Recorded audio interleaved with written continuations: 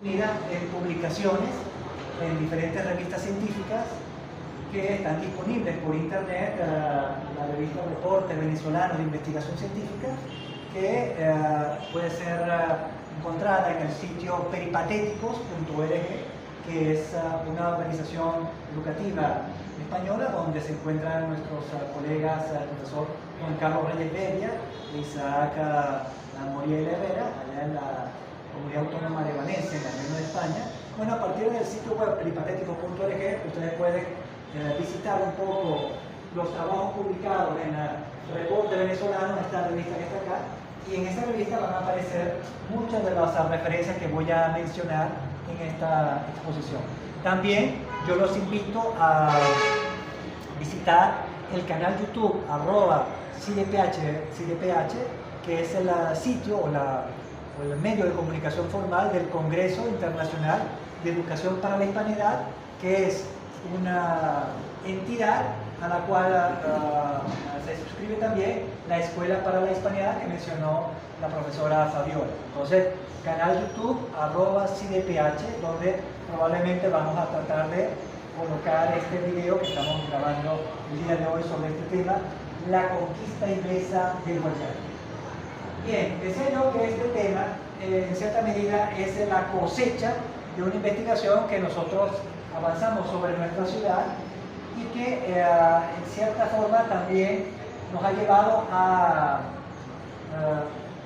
usar o a reproducir o tratar de aplicar técnicas de la sociología. De hecho, no es una casualidad que esté presente un sociólogo, doctor de sociología, como el doctor Francisco, quien en cierta medida es responsable de que nosotros nos hayamos interesado en la técnica de investigación sociológica llamada historias de vida. Y la menciono porque esa técnica de investigación fue el instrumento que en buena medida guió los pasos para el trabajo acerca del estudio de la ciudad.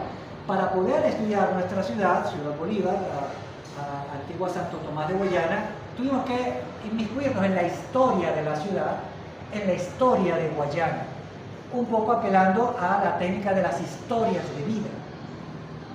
Y al hacerlo nos encontramos con una serie de descubrimientos, hallazgos, que no son suficientemente conocidos y que pensamos nosotros en nuestro grupo de investigación es importante transmitir y dar a conocer para toda la colectividad, sobre todo para los ciudadanos de nuestra ciudad.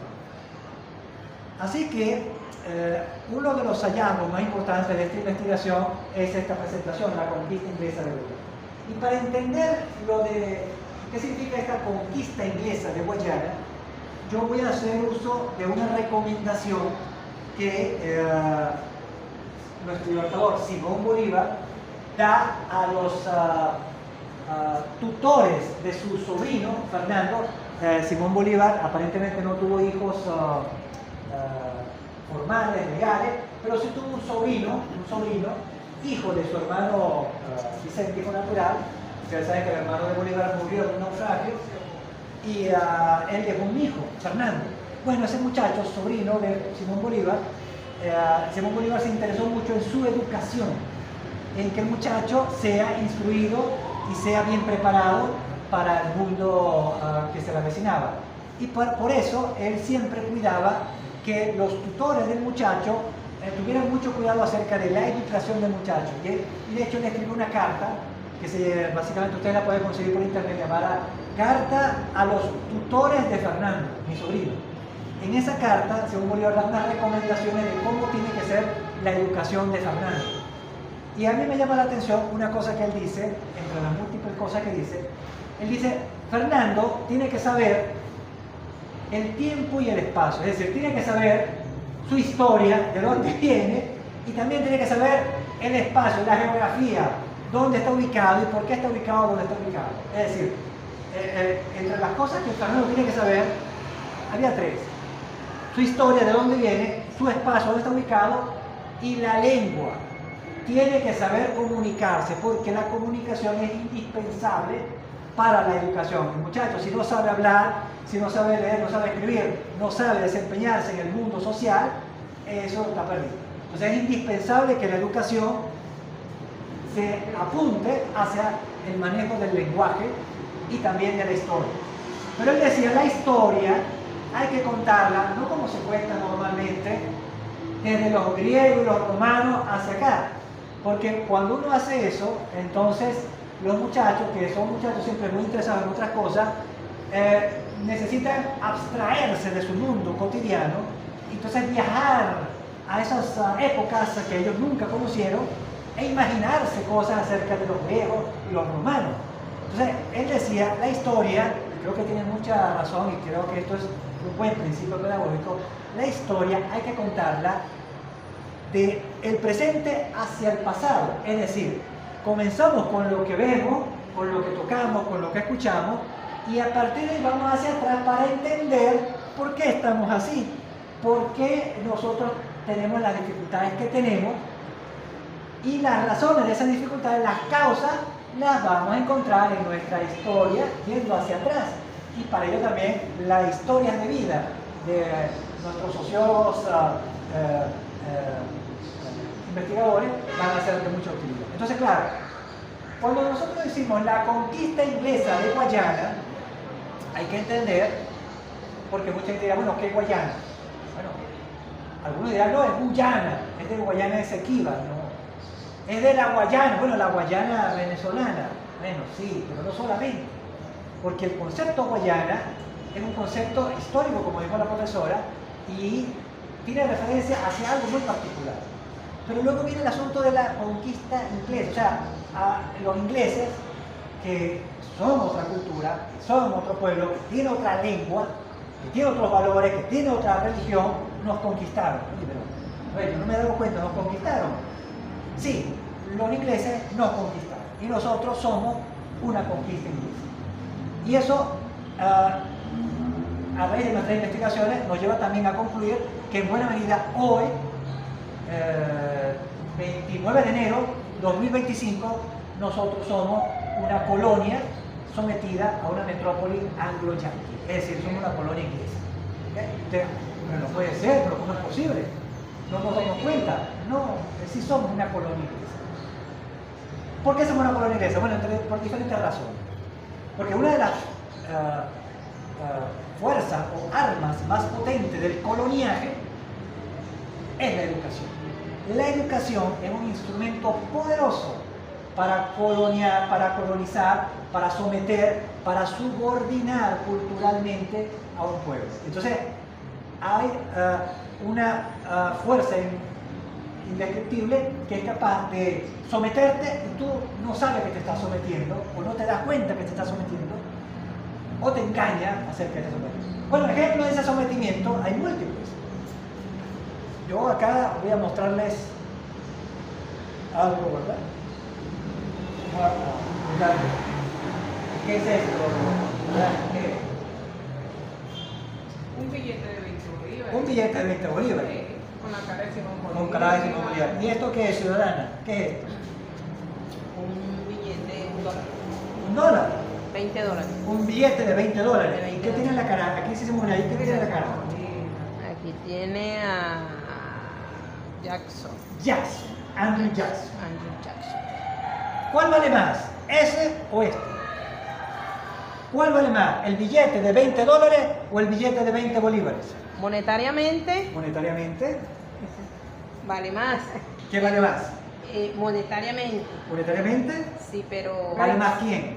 el billete de $20. De 20 dólares de Andrew Jackson. Históricamente este.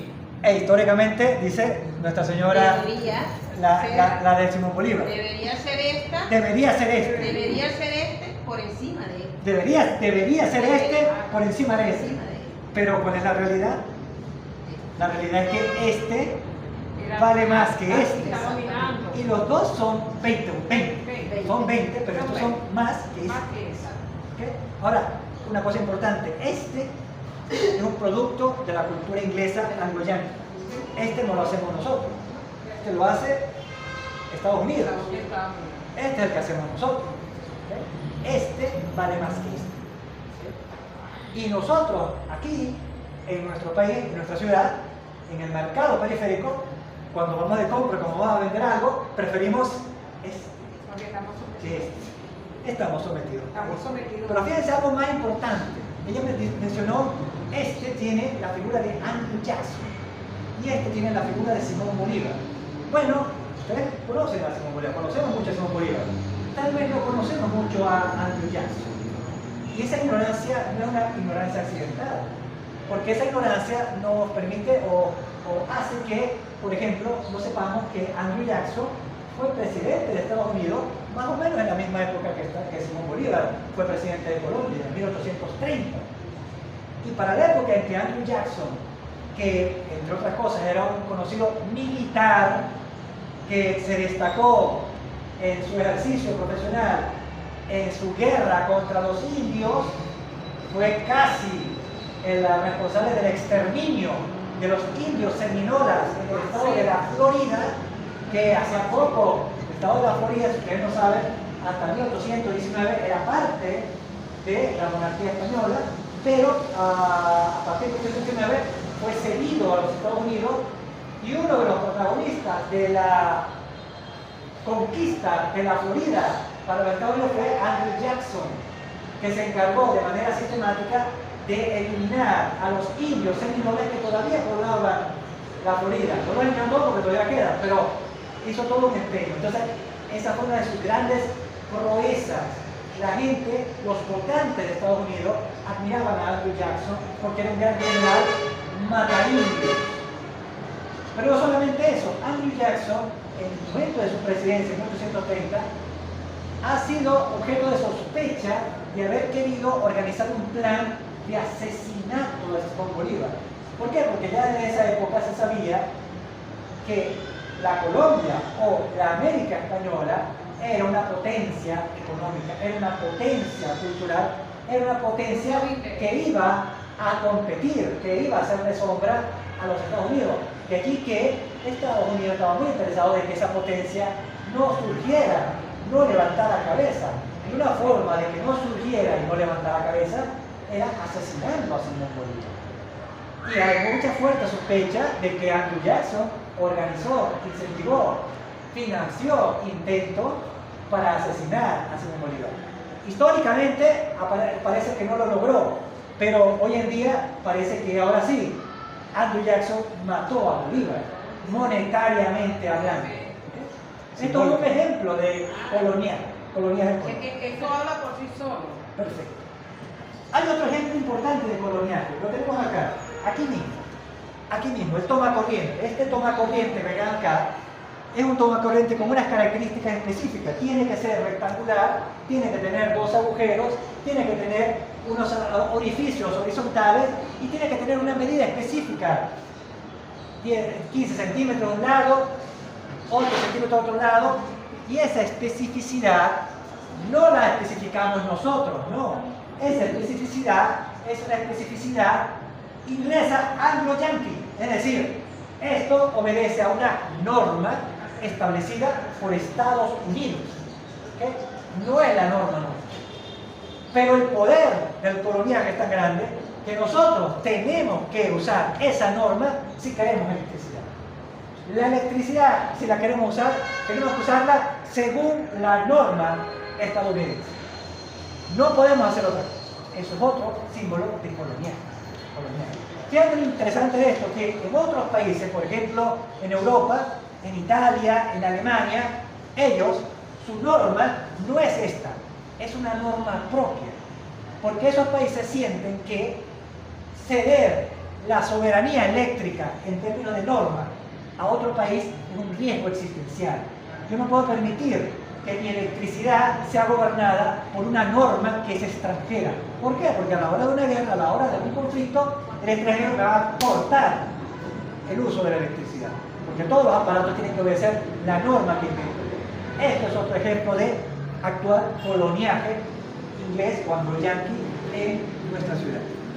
Pero podríamos seguir citando más y más ejemplos. No quiero gastarme todo el tiempo en esto. Para eso es importante que revisen los trabajos publicados en la revista Reporte Venezolano, disponible en el sitio peripatético.org.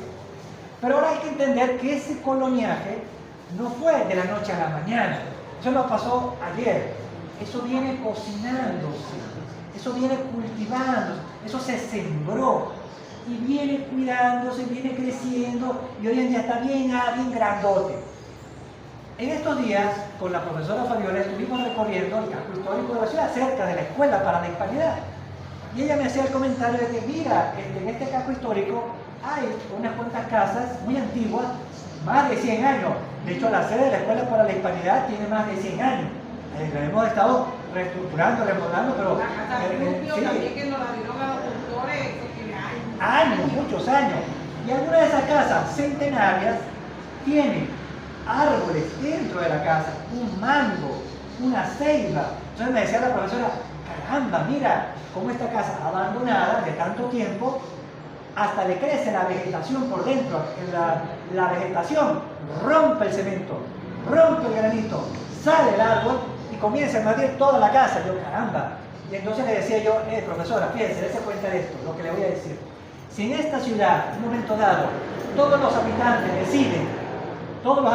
deciden irse de la ciudad, o sea, los 500.000, 600.000 personas que viven acá, decidimos, nos vamos todos, nos vamos.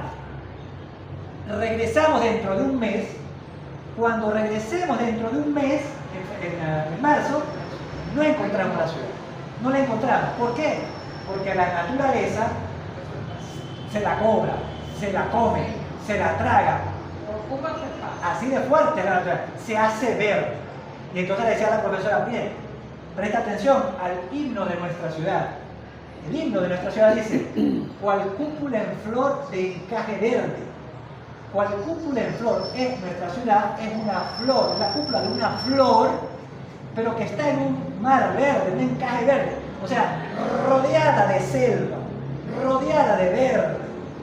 El verde constantemente la amenaza con tragársela, con comérsela.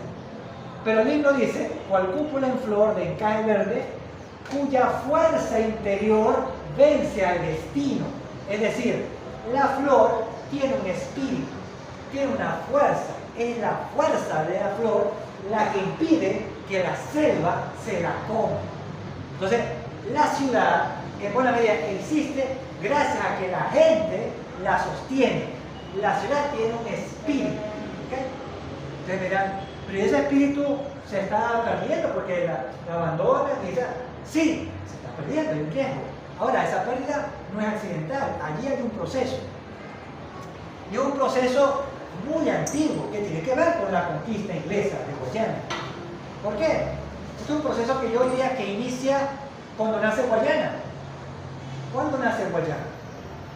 Guayana nace, y muchos de ustedes no lo saben, jurídicamente hablando, aparece en documentos el 12 de octubre. Pero no el 12 de octubre de 1492 cuando llega Colón a la isla de Guananí, no. El concepto jurídico de Guayana nace el 12 de octubre de 1595. ¿Por qué?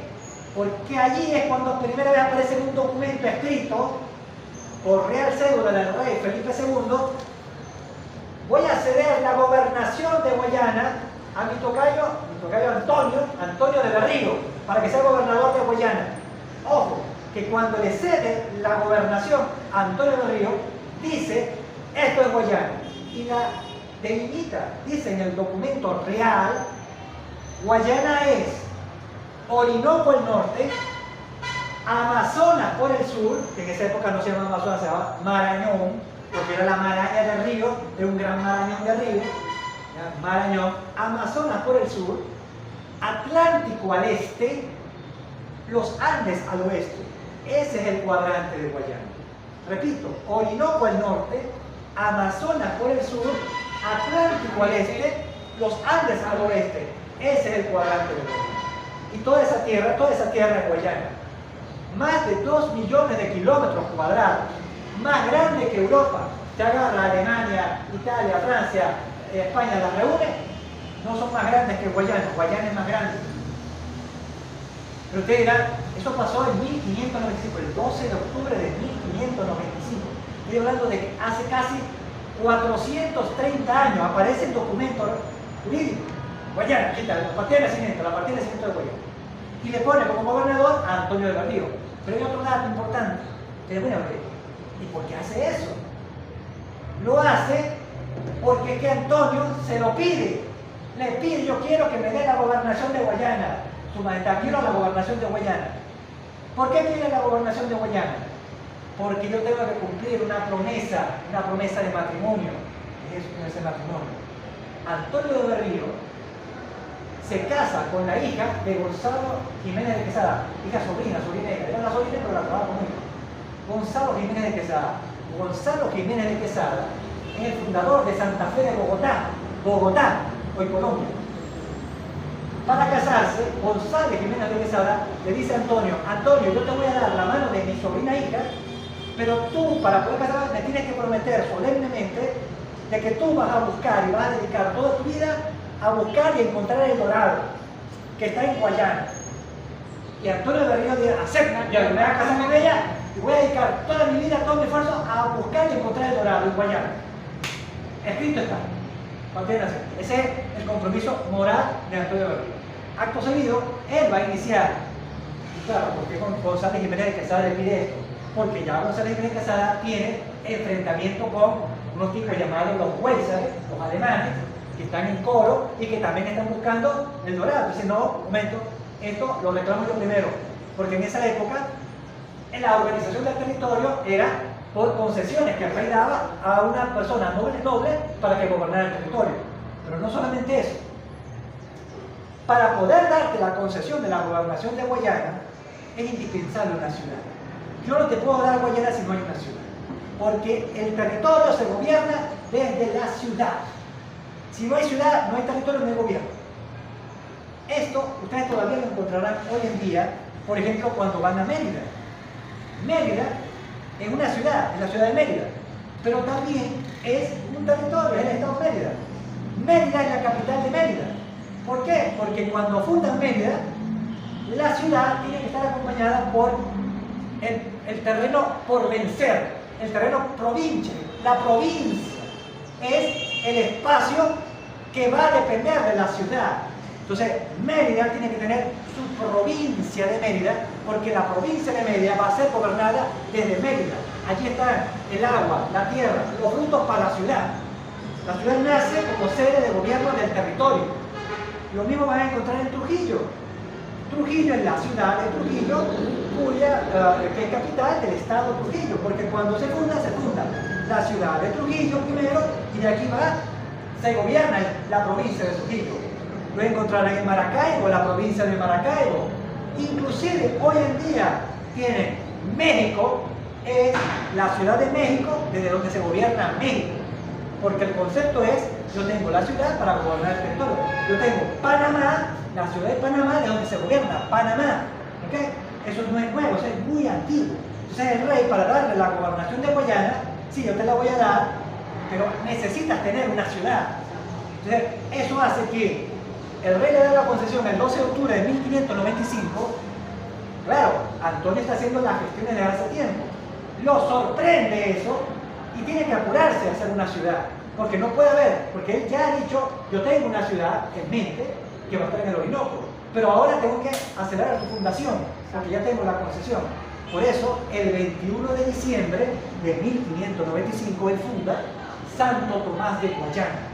Y le pone Santo Tomás en honor a Tomás Apóstol, cuyo nomástico es el 21 de diciembre, el día más corto y la noche más larga, porque ese 21 de diciembre es el solsticio de invierno, es cuando nació la profesora Fabiola, es cuando termina el otoño y comienza el invierno en el hemisferio norte.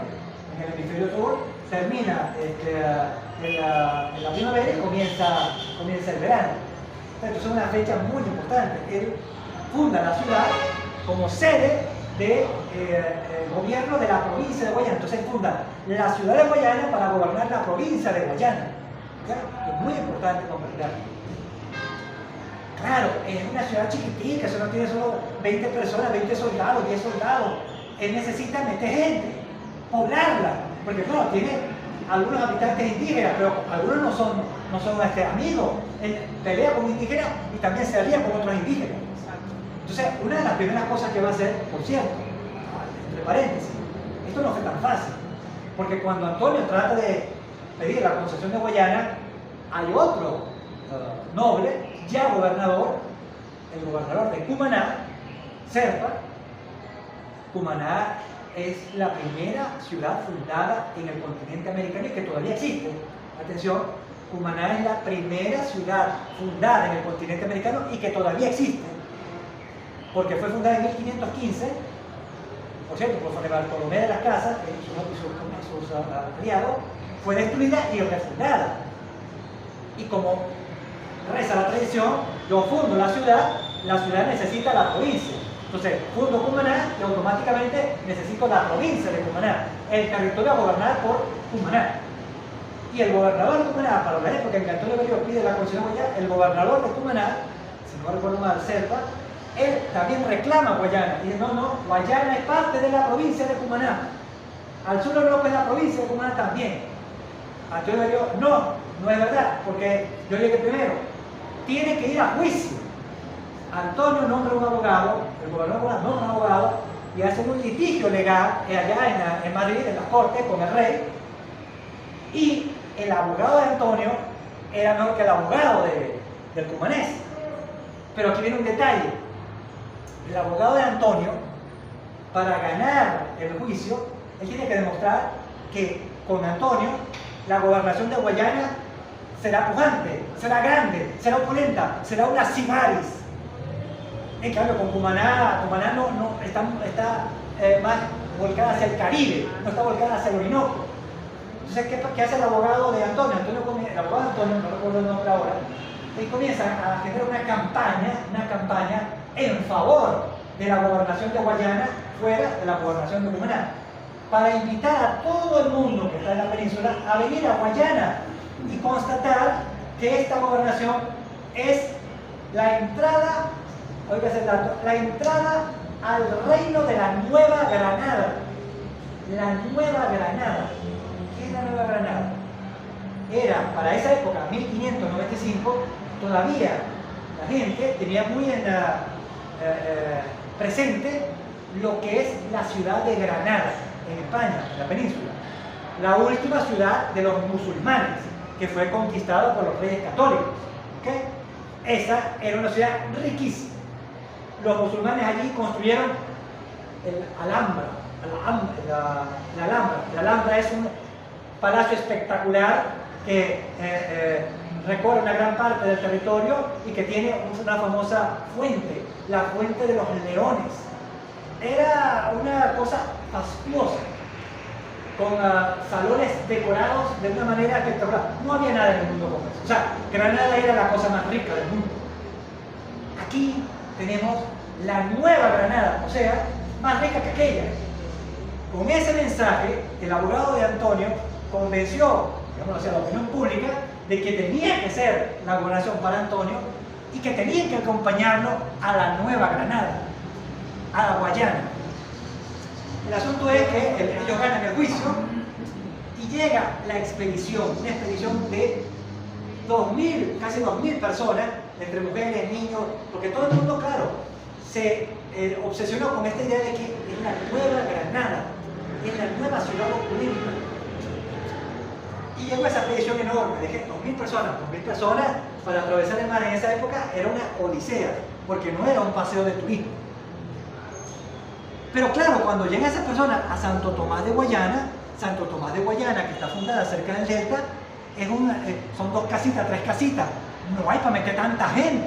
Entonces la gente llega y se lleva una sorpresa desagradable. Cónchale, esto es una estafa, porque yo pensé que esto era opulento, como el Alhambra en España, como la Fuente de los Leones. Aquí lo que hay es 2 o 3 casitas y hay que hacerlo todo. Claro, Antonio de Berrío entonces, ¿qué hace? Inmediatamente organiza las expediciones para buscar el dorado. Se mete para la selva, se mete para lo que hoy es Huachipato, el Dorado, el Callao, para esa parte, ¿verdad? Buscando, porque tiene noticias de que existe el dorado. Va a fracasar. En uno de esos fracasos, él va a estar a punto de perder la vida con todos los expedicionarios y va a rezar. Y resulta ser que el 5 de agosto él salva la vida regresando a Santo Tomás de Guayana de una expedición fracasada y da gracias a la Virgen del 5 de agosto, a la cual le rezó. Esa Virgen es la Virgen de las Nieves. La Virgen de la Nieve. Todavía hoy, en nuestra ciudad, se sigue conmemorando el 5 de agosto como el Día de la Virgen de las Nieves. Muchas personas no entienden por qué nosotros tenemos que conmemorar una Virgen de la Nieve. Aquí no hay nieve, aquí nunca hay nieve. Pero precisamente ese es el milagro, que un 5 de agosto, donde hace más calor, apareció la Virgen de la Nieve y salvó a Antonio de morir en la expedición buscando el lugar. Ustedes dirán, bueno, y todo eso, ¿qué tiene que ver? Tiene que ver con el hecho de que Guayana comienza a ser un atractivo. ¿Por qué? Por el dorado, por el oro. Aunque no lo consiga, aunque muere buscándolo. Ese atractivo va a llegar a noticias de muchos depredadores, de muchos saqueadores. Entre esos, Walter Raleigh. Walter Raleigh va a ser el primero de los ilegales que van a entrar en Guayana. Digo ilegales porque el territorio, jurídicamente hablando, estaba concedido a España y a Antonio del Río, jurídicamente hablando. Así que Walter Raleigh va a ser el primero de los ilegales que va a entrar al territorio asignado a Antonio del Río. Y Walter Raleigh viene de Inglaterra. Walter Raleigh viene de Inglaterra. Y él trabaja para una reina, la reina Isabel. Inglaterra va a estar todo el siglo XVI, XVII, XVIII y ya el XIX nomás, tratando de agarrarle la riqueza a España. ¿Cuál es la riqueza de España? La riqueza de España es el oro, que vamos a descubrir que está en Perú, y la plata, que vamos a descubrir que está en Potosí. Todo el trabajo de Inglaterra durante 300 años, desde el siglo XVI, 1595, hasta 1800, es cómo agarro el oro y la plata de España. Eso es todo el foco inglés, las minas. ¿Por qué? Porque España es la más rica, es la potencia mundial, la que tiene, España es la que tiene la plata. La plata. En esa época no había dólares, en esa época no había bolívares, en esa época lo que había era plata. Ahí dominaba el oro, la plata y las perlas. La plata. Esto es una moneda de plata. En esa época se hace plata. Con la plata se hace moneda. Claro, no es una moneda de esa época, pero es una moneda de plata. ¿De qué es esta moneda, profesor? Si puede leerlo. Esa moneda tiene más de 100 años. Es una moneda de los Estados Unidos de Venezuela. Sí, así decía, Estados Unidos de Venezuela. Estados Unidos de Venezuela, del año 1912, de la época de Gómez, más de 100 años. Pero son monedas de plata. Si ustedes agarran otra moneda de las que hay en circulación, no va a sonar como esa, porque no es de plata. Entonces, España tiene la plata, y la plata vale mucho, porque con la plata, en esa época, se compra todo. Con la plata, España compró la seda china. Con la plata, España va a comprar la porcelana de Jade. La mejor estela, la mejor estela. Y los chinos, encantados de la vida, se lo van a vender porque los chinos quieren plata. De hecho, cuando los ingleses llegan allá al sudeste asiático y tratan de penetrar en los puertos chinos, hay un relato. Ellos, por ejemplo, querían establecerse en el puerto de, ¿cómo se llama? Malasia, en Malasia.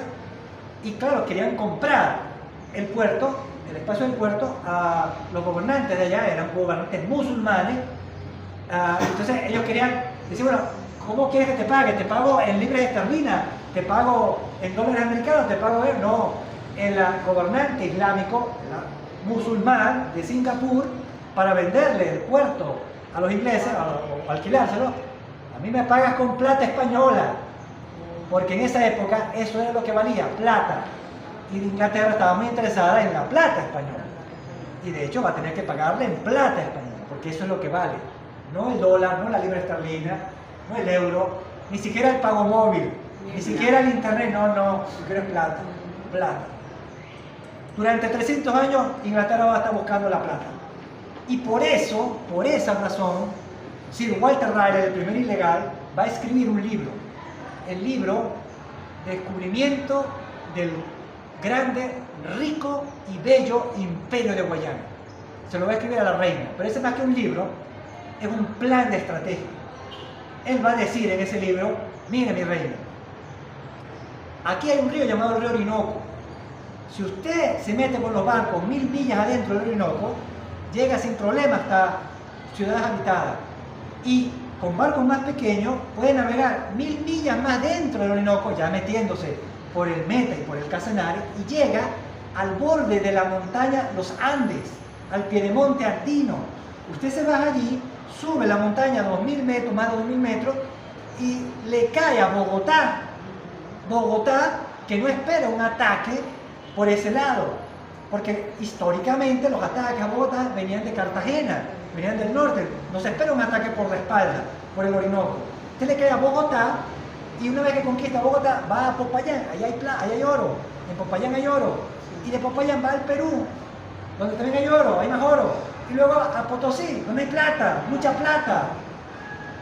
En 1596, él está escribiéndole a la reina, y esa va a ser, en buena medida, lo que va a atizar la ambición inglesa sobre el territorio, camino para llegar allí.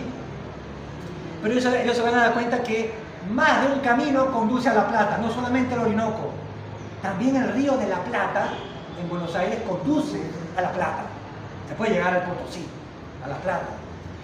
Pero ellos, en el caso de Guayana, van a intentar durante los 300 años de primera existencia de la ciudad, que yo la refiero como es un periodo en el cual la ciudad es, atención al dato, porque le interesa lo de política y gobierno, la ciudad es una república urbana dentro de una monarquía federal. Oigan el dato, es una república urbana dentro de una monarquía federal. ¿Por qué digo esto? Porque Antonio, cuando funda la ciudad, como buen hispano, como buen bañado en la tradición hispánica, la ciudad necesita el cabildo, necesita el ayuntamiento, necesita la reunión de los representantes locales para decidir las ordenanzas, cómo se recoge la basura, a dónde van las cloacas, cómo se hace el transporte público. Eso lo tiene que decir el gobierno de la ciudad, y para eso hace falta el ayuntamiento. No va a estar solo el ayuntamiento, va a estar acompañado del representante del rey. Va a haber un alcalde de la ciudad, va a haber un gobernador nombrado por el rey, sí, pero él se va a encargar de asuntos como la defensa, de asuntos como el comercio más allá de la ciudad, pero el gobierno de la ciudad es de índole republicana urbana. ¿Por qué? Porque es una reunión de gente en el ayuntamiento, un cabildo. Hay un cabildo, chiquito pero bendito, hay un cabildo. ¿Okay? Y digo que es parte de una monarquía federal, porque lo que no se suele comentar es que sí, hay un rey, pero ese es un rey que federa. Federar quiere decir reúne muchos en uno solo, es decir, es incorrecto decir rey de España, aunque uno lo dice, porque se sabe a qué se refiere. Lo correcto sería decir, porque el título jurídico no es rey de España, el título jurídico es rey de Granada, rey de Sevilla, rey de Valencia, rey de Chile, rey de Nueva Granada, porque lo que hace el rey es reinar en ciudades con territorio. Es decir, yo no soy rey de todo esto uno solo, no, yo soy rey de cada ciudad con territorio que tiene su particularidad, pero que todas están federadas en mí. ¿Okay? Esto es muy importante porque todavía hoy en día en España, en la península, las ciudades son comunidades autónomas. Es decir, la ciudad de Valencia, donde están nuestros amigos peripatéticos que promueven la revista Reporte Venezolano y también el libro de sociología del profesor Francisco Rodríguez, ellos son parte, ellos están en Valencia, que es una ciudad que tiene una comunidad autónoma valenciana, que históricamente era el Reino de Valencia. En Valencia dominaba un rey, el rey de Valencia. Lo que pasa es que estas ciudades fueron conquistadas paulatinamente y el conquistador de la ciudad, por conquista, por acuerdo, hereda, recibe el reino de la ciudad. Por ejemplo, en el caso de los reyes católicos, cuando los reyes católicos conquistan Granada, ¿qué pasa? Hay un rey en Granada, se llama Boabdil, es musulmán, y él decide ceder el reino a los reyes católicos, Fernando de Isabel. Por título está escrito, y es importante, porque los reyes necesitan demostrar que sí son reyes jurídicamente.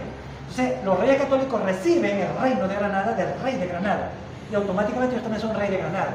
Entonces, cuando uno habla de que la ciudad es parte de una monarquía federal, es porque el rey de la ciudad es el rey de la Nueva Granada, que también es rey de Chile, que también es rey de Granada y rey de Valencia, pero son reinos diferentes porque tienen historias, normas y cotidianidades y particulares diferentes, pero todas son federadas a un rey. ¿Okay? Eso es importante entenderlo, porque esto contrasta mucho con el modelo anglo-yanqui, anglo-globalista, que ahí sí habla de un poder central, de un poder hegemónico metropolitano que va a colonizar otros territorios para saquear. El dato: España habla de reino, reino de Granada, reino de Sevilla, reino de Chile, reino de la Nueva Granada, porque cada reino tiene su personalidad y tiene su existencia. No son territorios para saquear y llevar la riqueza a una metrópoli, porque España no tiene una metrópoli. Metrópoli tiene Inglaterra, porque metrópoli efectivamente quiere decir ciudad madre. Metrópoli, poli es ciudad, muchos, ciudad. Hay una ciudad, metrópoli, que chupa a las colonias, que las saquea. La ciudad, la metrópoli, se engorda y las colonias enflaquecen, se empobrecen. La metrópoli no quiere el desarrollo de las colonias. La metrópoli saquea las colonias para crecer ella. En el caso del modelo inglés, la metrópoli está perfectamente definida, es la City, Londres. Londres es una metrópoli y tiene colonias, como Jamaica, como Nueva York era una colonia de Londres, como Georgia, como la India en su tiempo, todas eran colonias de Londres. Londres es la metrópoli. Pero no solamente los ingleses, también los holandeses van a tener ese concepto. Metrópoli, Ámsterdam, que chupa, que saquea las colonias, Curazao, Surinam, Indonesia, Sudáfrica, son para saquear y engordar a la metrópoli. No son reinos que van a buscar un desarrollo, no, son otra cosa.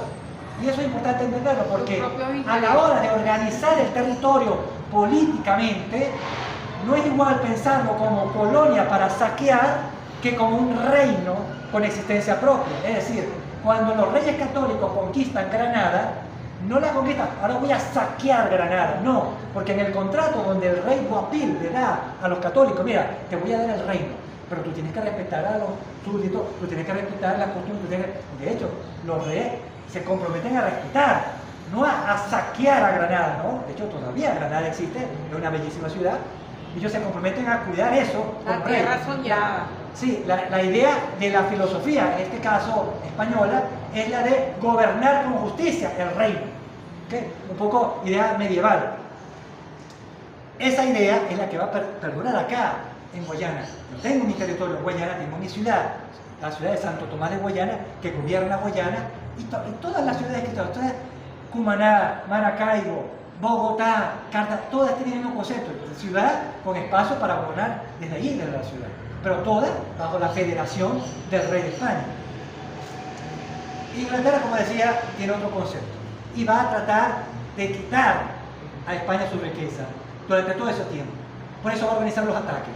El primer ataque, Walter Raleigh, en 1595, inclusive antes que se formalizara la creación de la ciudad.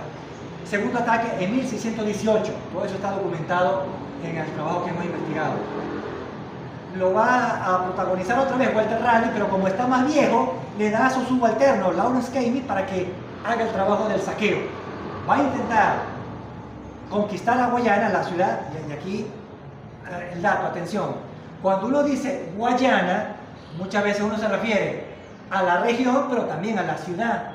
Porque también cuando uno dice Mérida, uno puede referirse a la ciudad o a la región. Y también cuando uno dice México, uno puede referirse a la ciudad de México en particular o a la región. Entonces, aquí, y eso es muy nuestro, hay esa ambivalencia o ese doble uso de la palabra según el interés. Entonces, en el caso de los ataques son a la ciudad de Guayana, Santo Tomás de Guayana. ¿Okay? Los ingleses atacan y atacan abrumadoramente porque, a ver, no llegan con barcos, llegan con al menos 4 o 10 barcos y cada barco trae como 40 hombres, estamos hablando de 400, medio millar. La ciudad no es una ciudad pequeña, no llega a 100 personas en esa época y sin embargo son derrotados, son rechazados. Los ingleses llegan, atacan destruyen, roban, saquean, pero tienen que irse. Porque los ciudadanos contraatacan. Y contraatacan ellos y también piden ayuda a sus hermanos que están en Bogotá y que están en Cumaná y que están en Puerto Rico y que están en... Porque la otra cosa que hay que entender es que estas no son ciudades solas. Estas son ciudades hermanadas. ¿Okay? Santo Tomás de Guayana es hija de Santa Fe de Bogotá y también fue querida por Cumaná. Y también el primer obispo de Guayana vino de Puerto Rico. De Puerto Rico también está hermanado con Santo Tomás de Guayana. ¿Okay? Entonces, estas son ciudades que juegan territorio, pero no están solas, están hermanadas. Y esa es la gran defensa. Porque cuando atacan los ingleses, ellos atacan abrumadoramente. No pueden conquistar, son derrotados, pero ellos saben que estas ciudades no están solas, que al rato les van a llegar los de Bogotá, los de Cumaná, los de Margarita, los de Trinidad, porque Trinidad también era parte de la misma monarquía, los de Puerto Rico, y tienen que irse, y se van. Pero van a insistir, y luego también van a insistir los holandeses, en buena medida encantados con los ingleses. Los holandeses van a atacar a Guayana también, a Santo Tomás, y van a atacar al menos 4 veces durante el siglo XVI, los primeros 100 años de vida. Pero también van a fracasar, van a ser derrotados y van a tener que huir al este del río Esequibo. Porque recuerden bien lo que dije, Guayana es Orinoco al norte, Amazonas por el sur, Atlántico al este y los Andes al oeste. Los holandeses van a ser los primeros que se van a meter en el río Esequibo, en el río de Merara, pero se van a meter ilegalmente. No tienen permiso, son inmigrantes ilegales los holandeses en Guayana. Se han metido a la brava y los han ido sacando como se ha podido sacar. Porque, vamos a estar claros, España no es mocha, España es la potencia mundial, tiene fuerza, pero América es muy grande, es un continente de más de 20 millones de kilómetros cuadrados, difícil de defender. Y fíjense que la defensa del continente, la defensa española en América ha sido tan efectiva durante ese tiempo que los piratas ingleses, los piratas holandeses y los piratas franceses no pudieron establecer en los territorios de Guayana. Lo máximo que llegaron fue a agarrar unas islas, que si la islita de Guadalupe, que si la islita de Martinica, porque, atención, jurídicamente hablando, en esa época todo eso es España. Porque en el momento en que Cristóbal Colón llega y se establece que esto es un nuevo mundo, se hace un acuerdo entre España y Portugal y se divide el mundo. Una paralela, una línea imaginaria atraviesa el Atlántico, la línea de Tordesillas, que dice lo que está al este, al oeste de esa línea, hasta el antemeridiano, porque como saben que la Tierra es redonda, si yo pico el Atlántico por un lado, estoy picando el Pacífico por detrás. Entonces, toda esa mitad del mundo, entre el Atlántico y parte del Pacífico, todo eso en España, para España, se lo dijo el Papa, y Portugal lo aceptó. Los malandros, los otros no lo aceptaron porque son ambiciosos, pero jurídicamente hablando eso es así. Quiere decir que todo eso, Martinica, Guadalupe, la costa oriental, Nueva York, Georgia, toda esa costa oriental, todo eso es España, jurídicamente hablando. Aquí los inmigrantes, los ilegales son otros, porque el primer derecho lo tiene España, sobre todo esos territorios se lo dio el Papa. ¿Okay? Lo que pasa es que los piratas, los piratas es difícil, es un espacio muy grande, entonces los piratas aprovechan, porque claro, los piratas, los malandrines, no son muy fuertes, pero entonces se reúnen su pequeña pandilla y atacan un punto indefenso. Pero no pueden sostenerlo, porque saben que a la larga va a llegar la defensa y los va a achacar, a masacrar. Por eso que los ataques contra Guayana fracasan, porque saben que va a llegar refuerzo y los van a matar, a masacrar. Tienen que irse. Los holandeses se van. Y se van a colocar en Demerara, en Surinam, en Cayena, toda esa costa, se le llaman la costa salvaje, entre el delta del Orinoco y el delta del Amazonas, toda esa costa es la costa salvaje, pero es Guayana, todo eso es Guayana, eso está en el contrato, se lo dieron a Antonio Gobernador de eso también, ¿ok? ¿Qué es lo que ocurre? A partir de 1648, hay un rey en España, el rey Felipe IV, nieto de Felipe II, el que creó Guayana.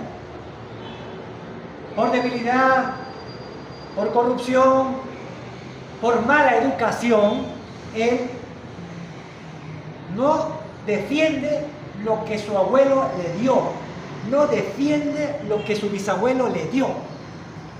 Y cede, rinde. Él se rinde a la guerra contra los holandeses y contra los franceses. En 1648, en la famosa Tratado de Westfalia, Tratado de Münster, él se rinde y dice, bueno, está bien, chicos, que los holandeses que están metidos ahí, bueno, vamos a legalizarlos, vamos a darle residencia en esas tierras y decirle que esa es la Guayana holandesa. ¿Okay? Y a los franceses que están ahí también, esa es la Guayana francesa. Pero es porque él se la cede. ¿Okay? Que también es discutible jurídicamente hablando en esa sesión. Porque si uno revisa el testamento del abuelo, el abuelo dice, no, nunca se puede ceder, nunca se puede vender, nunca se puede quedar toda esta tierra, porque esta es la tierra de herencia de mi papá, y yo no la voy a permitir que vengan aquí ni holandeses, ni ingleses, ni franceses, no. Por eso que hasta esa época no entran, y si entran, entran ilegales, y si entran solamente entran en las islitas, escondidos, como ratones. ¿Okay? Inclusive, ¿cuándo es que comienzan a colonizar Estados Unidos? A partir del siglo XVII, 1620, e ilegalmente ellos comienzan a penetrar la costa oriental de América, sin permiso, porque esa es tierra de ellos, esa es tierra de España, jurídicamente hablando. ¿Okay? Bueno, estas son cosas que están allí y que tienen luego consecuencias. Insisto, hay un ataque sobre Guayana porque quiero llegar al oro y a la plata. Después de los holandeses también van a ser los franceses, que también por diferentes razones van a intentar atacar a Guayana, pero van a fracasar, todos van a fracasar. ¿Por qué van a fracasar? Porque Guayana es muy fuerte. ¿Y por qué Guayana es muy fuerte? Porque es parte de la monarquía federal que es la más fuerte del mundo, porque tiene mucha plata, tiene plata, con plata compra, y tiene el ejército más experimentado que existe, porque España en 1700 había peleado en Europa, en África, en América, en Asia, en todo el mundo había peleado. Quiere decir que ya sabía mucho acerca de cómo hacer la guerra. Si hay alguien que tenía una escuela de guerra de alta categoría, era el ejército español. Y no porque sea de supremacía, no, porque llevan 1000 años peleando. Primero contra los musulmanes, después contra los herejes, contra los protestantes. Y esa experiencia ha tenido que darle mucha luz. Entonces, claro, España es muy fuerte. Pero pasa lo que pasa. El sistema español poco a poco se va corrompiendo. ¿Y cuál es el signo de corrupción del sistema español? Yo creo que el signo más poderoso de corrupción es cuando el hijo traiciona al padre.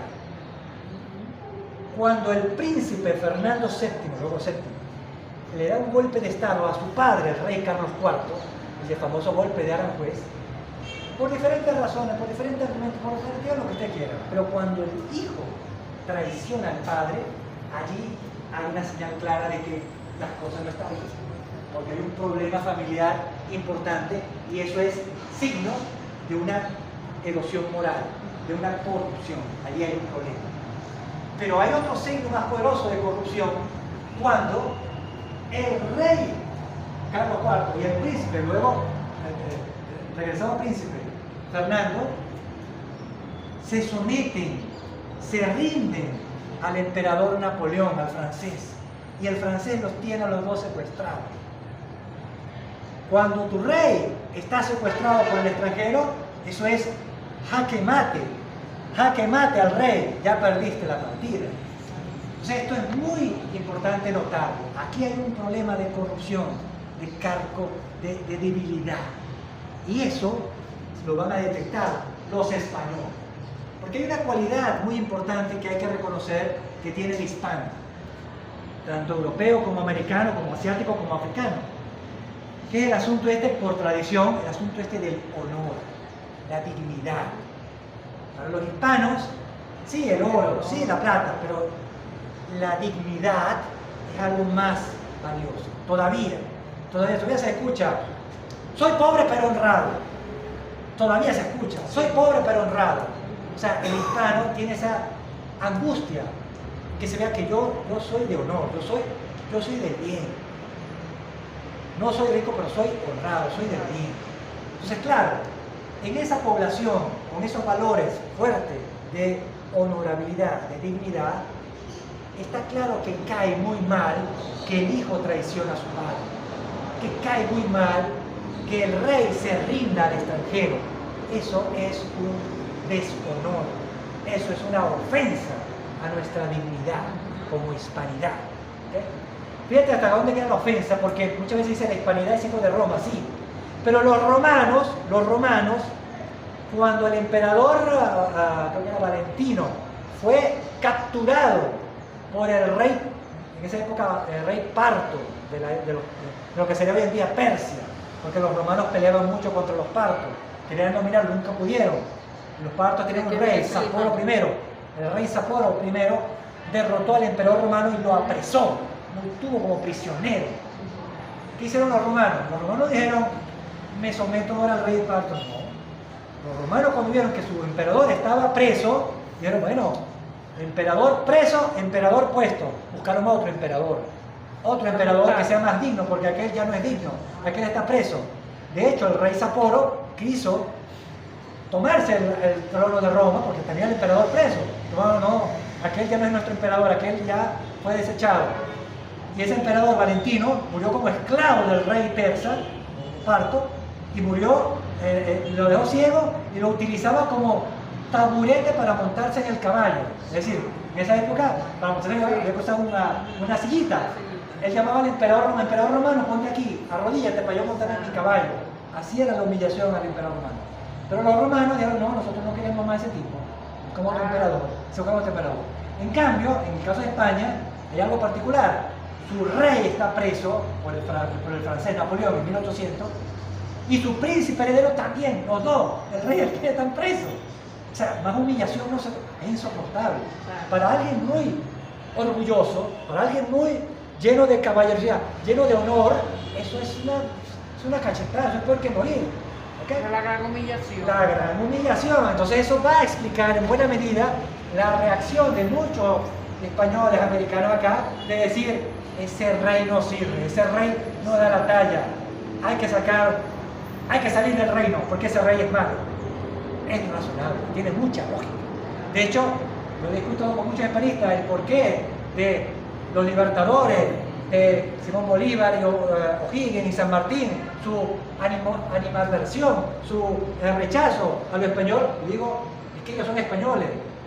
Como son españoles, tienen honor, tienen dignidad, y eso es un indigno, es un deshonor. No podemos ser parte de esa cosa, de esa infamia. Y se pegaba con la muerte.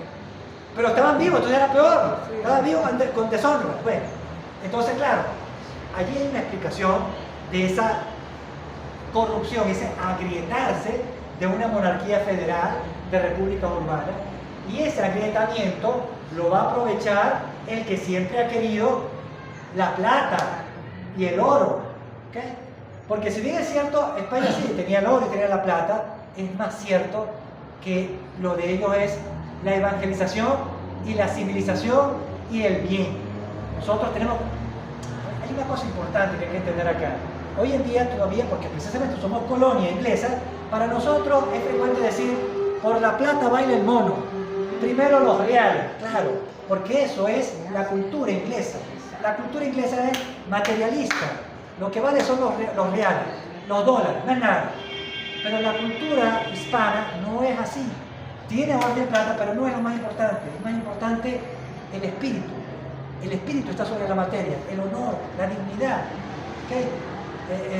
Esto es algo de estudio profundo todavía por parte de sociólogos y psicólogos, pero van a notar esa diferencia. Todavía la gente hace la procesión de la Divina Pastora, 1 millón de personas en procesión de la Divina Pastora, hacen la procesión de la Virgen de Guadalupe, millones de... Eso no se ve en la cultura inglesa anglosajona. Para ellos eso es ridículo, eso es una tontería, estar ahí adorando un espíritu. No, para ellos es adorar en la plata. O sea, hay una diferencia fundamental, nuclear, social y cultural. Claro, es cultura. Nada, pero ¿qué ocurre con esa cultura? Que es una cultura que ha conquistado, porque ha aprovechado el agrietamiento de este sistema español y se ha metido primero militarmente, que no ha sido muy exitoso militarmente porque no pudo conquistar, pero más insidiosamente se ha metido culturalmente, económicamente, tecnológicamente, monetariamente, se mete y comienza a inculcar otros valores a la gente, a nuestra gente, y comienza a cultivarse un desprecio a tu origen. Comenzamos a transitar el mismo pecado de Fernando, que es traicionar a tu padre. Y ese es el cuarto mandamiento. El cuarto mandamiento dice, ¿qué dice el cuarto mandamiento? Honra a tu padre y a tu madre. ¿Y por qué será que mandan? ¿Y por qué nos piden honrar a nuestro padre y a nuestra madre? ¿Por qué? Ellos te dieron la creación, ellos te dieron la vida, ellos te cuidan, pero cuando tú estás chiquitico, tú eres indefenso, tú eres vulnerable, tú no vales nada así. Agarra un niño chiquitico así, no deja ahí, se muere. Son ellos los que te van a cuidar, y son ellos los que te cuidaron, son ellos los que te alimentaron, son ellos los que te curaron. Debes enamorar con ellos. Si tú no los honras, si tú no honras a tu padre, tu casa está maldita. Si tú no honras a tu madre, tu destino está perdido. No tiene futuro. El que no honra a su padre y a su madre no tiene futuro. Claro. Ah, claro, pero a ver, eso para nosotros es. ¿Para qué no va a estar explicando esto aquí? Esto no tiene sentido, nosotros lo sabemos. Pero eso no es la cultura inglesa. No, la cultura inglesa es individualista. Yo soy yo, y antes que yo nada, y después de mí nada, así que soy yo. Así que no hay que honrar a padre y madre. Tú escucha a tu padre, tú insulta a tu padre, que lo que vale aquí eres tú, más nada, la individualidad. Y eso no es un accidente, eso tiene un propósito. ¿Por qué? Porque en la medida que nosotros rompamos el vínculo de madre, padre y el hijo, hagamos individuos solitos, son más frágiles, más vulnerables, son más débiles. Juntos la familia es muy fuerte, la familia es una potencia, pero solito es más fácil de conquistar, es más fácil de someter. O sea, no es una cosa descabellada que una de las primeras cosas que aprovecha Inglaterra en todo ese erosionarse y corromperse del sistema español es: aquí hay que picar en pedacitos a la vaca hay que picarla. Yo me agarro aquí el lomo, tú te agarras el lomito, el solomo, y aquí el ganso, y se lo pican. Y toda la monarquía, que era una grande, potente, la van a picar. Así como picaron a África. África la picaron entre ingleses, franceses, y alemanes. Dijeron, esto para los franceses, esto para los ingleses, esto no. Pero la América española la picó Inglaterra. La Inglaterra con un poquito de Estados Unidos. Básicamente dijo, mira, de Centroamérica para abajo es para mí, de Centroamérica para arriba es para ti. Por eso, a partir del siglo XIX, cuando ya se rompe la monarquía federal de repúblicas urbanas, que es la hispanidad, van a comenzar a aparecer los pequeños países separados. Ojo al dato, observen esos países son metrópoli, colonia, es decir, todos esos países van a tener la característica de ser una ciudad central que chupa al resto del país. ¿Qué es Perú? Perú en buena medida es Lima, que chupa al resto del país. ¿Qué es Colombia? Colombia quiere ser Bogotá, que chupa al resto del país. ¿Qué es México? México es Ciudad de México, que chupa al resto del país.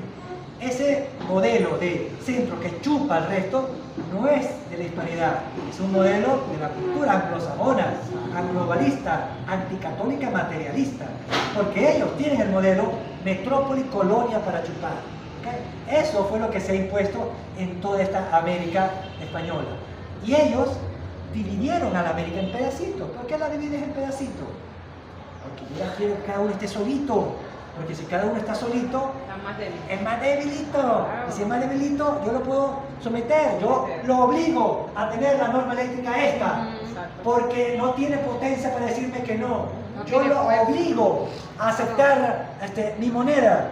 Usted tiene que usar esta moneda para todo lo que haga. Tiene que usarla.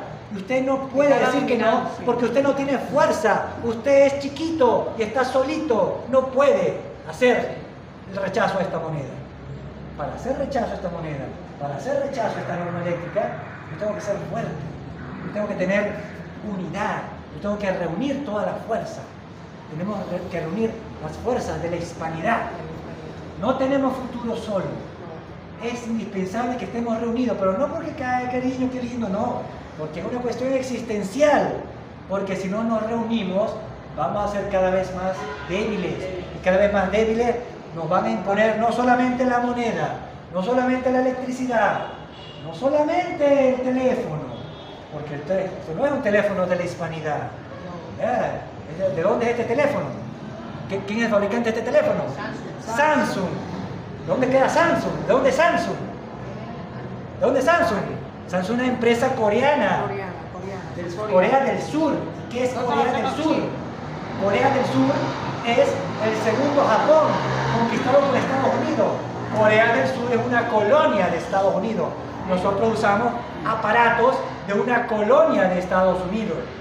¿Hay alguna duda acerca de que estamos colonizados tecnológicamente? Es insensato no admitirlo. Pero entonces, claro, no puedes decir que no. Tú tienes que usar eso. ¿Por qué? Porque tú no tienes fábrica de teléfono. Tú tienes que usar esta norma porque tú no tienes nadie que fabrique otra norma eléctrica. Tú tienes que usar esta moneda porque la moneda que tú haces es una moneda de papel que no tiene fuerza. Claro, es verdad, es verdad. Pero eso no tiene por qué ser así. Eso no fue así. Antes no era así. Antes nosotros teníamos fuerza, tenemos plata, tenemos mucha plata, tenemos ejército, un gran ejército, capaz de defender 20 millones de kilómetros cuadrados, donde los piratas ingleses, piratas holandeses, piratas franceses huían atemorizados, no podían quedarse, tenían que salir porque los iban a desintegrar, ¿ok?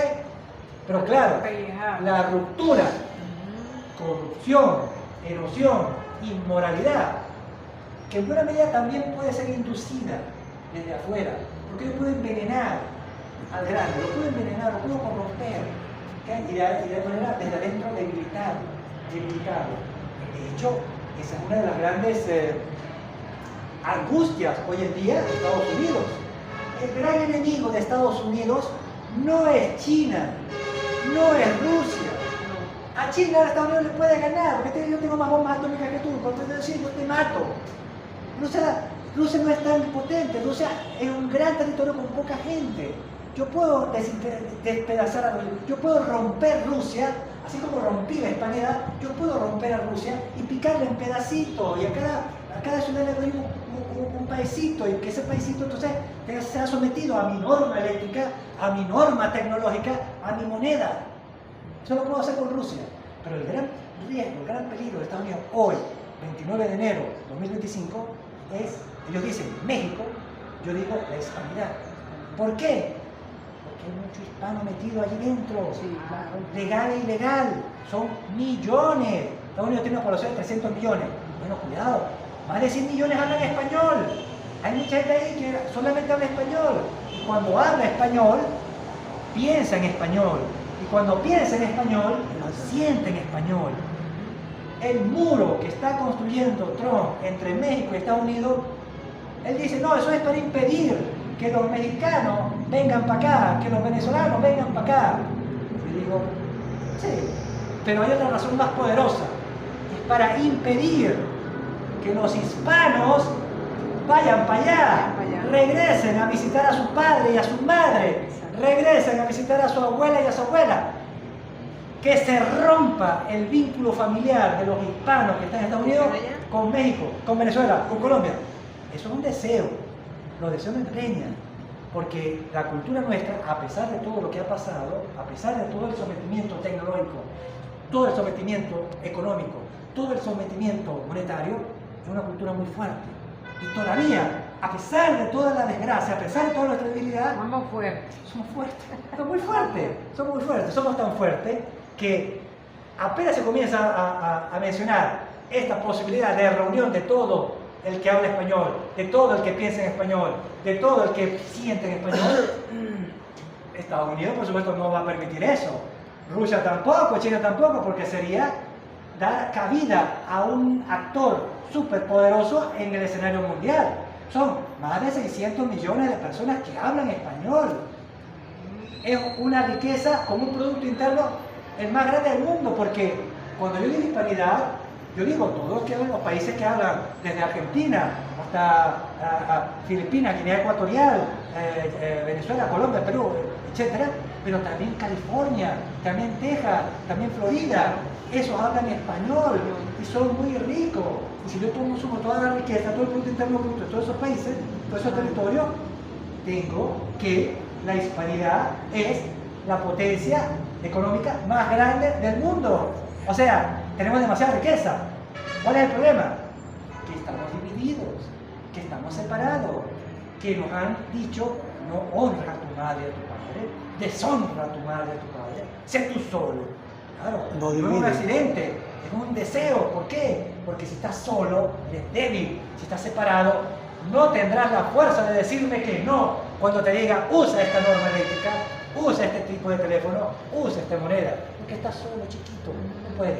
Si tú te reúnes con los 600 millones, ahí sí me va a decir que no, y yo soy yo el que no va a poder decirte que no al que me diga. Entonces, ya para ir finalizando, 10 minutos, ahora 10 minutos, ya para ir cerrando.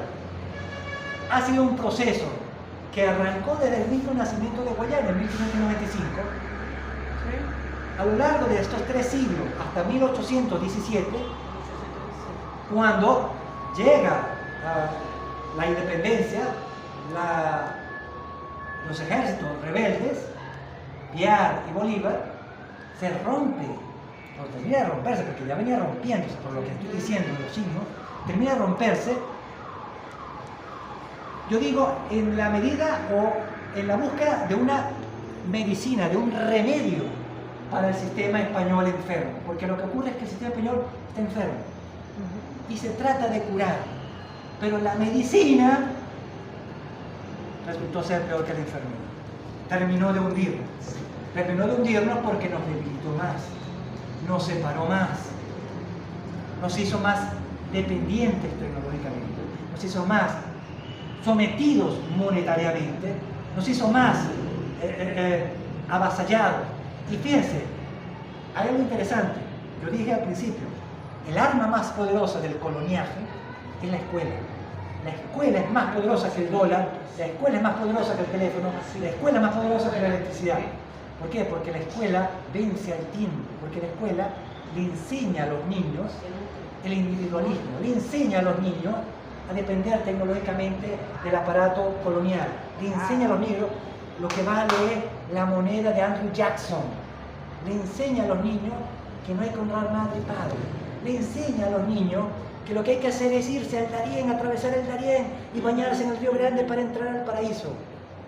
Esa enseñanza va creciendo y los niños se lo dicen a sus hijos y esto otro, y se va aglomerando, se va creando una cultura normal de dependencia. Como decía Simón Bolívar, el oro todo lo corrompe, pero el esclavo es peor porque se corrompe a sí mismo. Es decir, el esclavo le gusta la esclavitud, esclavíceme, se vive bien siendo esclavo, uso teléfono, uso electricidad, no importa que sea gringo, no importa que sea de otro, uso la moneda, no importa, yo vivo bien, el esclavo vive bien.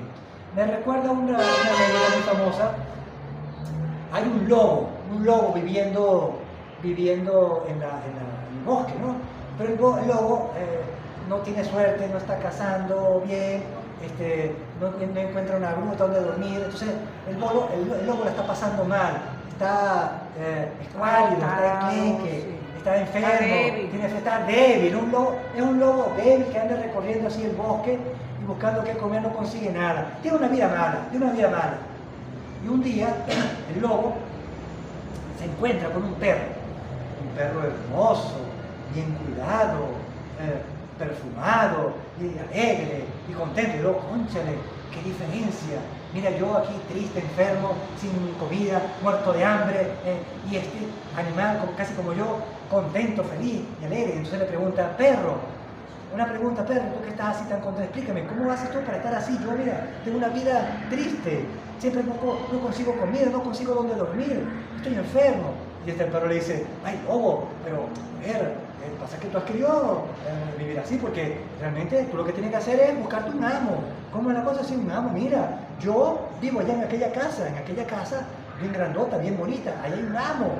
Sí, bueno, ¿qué es eso? Bueno, es un señor que me da comida, que me lleva al veterinario y me cuida, que me da una pelota para jugar, que cuando yo deseo descansar me construye una casita y yo descanso en la casita y cuando quiero correteo y juego. Oye, qué cosa tan maravillosa, chicos. Es una vida extraordinaria. Yo aquí viviendo como un muerto de hambre, a punto de morir en medio del bosque y tú allí. Oye, ¿y tú crees que el amo podría ayudarme a mí también? Claro que sí, tú te vienes conmigo y el amo te acepta y él vive con nosotros ahí en la casa grande y tendrás perfume, tendrás comida todos los días, tendrás tu pelotica, tendrás tu casita, tendrás todo para vivir, no tienes que estar en ese bosque muerto de hambre.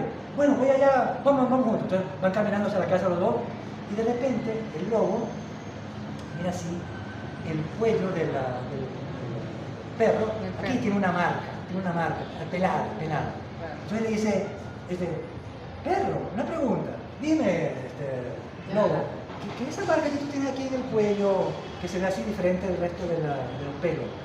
Ah, bueno, no, esa es la marca del collar. ¿Del qué? Del collar. ¿Qué es eso? Bueno, no, que el amo a veces me pone aquí una carrea, ¿verdad? Y me agarra una cadena para cuando él quiere que yo esté en un lugar. Entonces él me amarra y me deja en ese lugar y me quedo allí. ¿Cómo es la cosa? Que te pone un collar, una cadena y te amarra y te queda allí quieto. Y tú ahí quieto no puedes moverte. Bueno, te quedas solamente ahí lo que da la cadena. Oye, pero ¿y por qué hace eso? Bueno, porque a veces se le ocurre y lo hace y me pone ahí. No vale, pero ven acá. Entonces el lobo se detuvo, no vale. ¿Cómo es posible? O sea, no, perro, yo no voy a aceptar. O sea, el amo te dará casa, te dará comida, te dará todos los lujos, pero yo no voy a aceptar que el amo me ponga un collar, una cadena y me amarre con cualquiera. No, yo prefiero estar en el bosque muerto de hambre y corriendo, voy buscando qué comer. Prefiero mi libertad que andar encadenado al amo, como un esclavo. Entonces, en buena medida ese espíritu de libertad es el que debemos recuperar nosotros y no acostumbrarnos a que el amo anglo-yanqui colonizante nos dé la pelotica, nos dé la comida, nos dé la casa, pero también nos da el collar, o poner la cadena y amarrarnos cuando quiere. ¿Qué? Entonces hay que tener cuidado con eso. Entonces, mensaje, somos colonia anglo-yanqui de esta cultura globalista, anticatólica materialista, muy diferente a la nuestra, con dependencia tecnológica, con sometimiento económico, pero no siempre fue así. Y no tiene que ser así en el futuro, porque el futuro en buena medida depende de nosotros. Y podemos recordar lo que dice el himno de nuestra ciudad. Somos una cúpula en flor de encaje verde, pero nuestra fuerza interior, nuestro espíritu, vence al destino. Y con esto creo que ya podemos terminar esta parte de la exposición. Doy